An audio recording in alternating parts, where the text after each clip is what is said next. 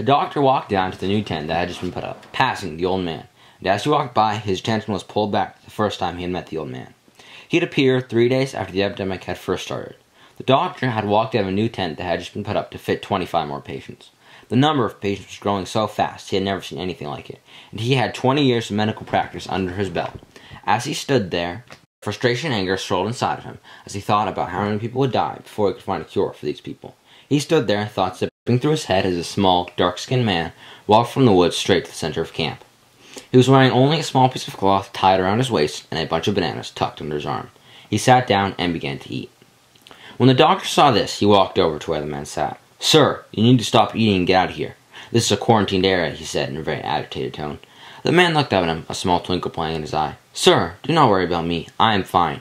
You have a lot more important things to worry about than whether or not I sit here," said the old man in a calm, soft voice. This pushed the doctor over the edge. He had been angry and frustrated before, but now he was just furious. He bent down close to the old man. "Fine, if you want to stay here and get this disease, that's fine with me," he said, anger choking his voice. The doctor was pulled back into the present by the sound of a child screaming, and remembered that he had to quickly move on to the next tent. For 5 weeks he passed the old man in his rounds, and every time he passed him, he looked more and more healthy.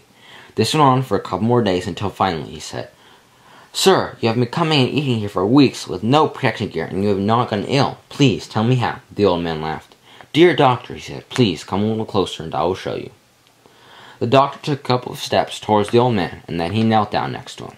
The old man reached forward, placing his soft palm on the doctor's head, and all of a sudden, the doctor's fear, anger, and frustration disappeared, as the doctor was filled with a sense of peace, along with the knowledge to cure his patients. "Doctor, I have given you the knowledge you need to cure your patients, so please, do not waste time. Just go," said the old man. With that, the doctor leaped up and ran into the forest, where he began to gather herbs. He then ground the herbs and began to feed it to his patients. As soon as they took the herbs, the patients began to show signs of getting better. As soon as he was done, he went back to the place where the old man still sat, waiting for him. "Guruji, please take me as your disciple," said the doctor. "Is that what you really want?" asked the old man. "Yes," said the doctor. "Okay," said the old man, "then come with me." As he said this, his body began to morph. It changed, until where the old man had been sitting, there was now a huge black crow.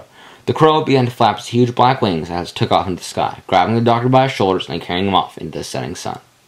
The end.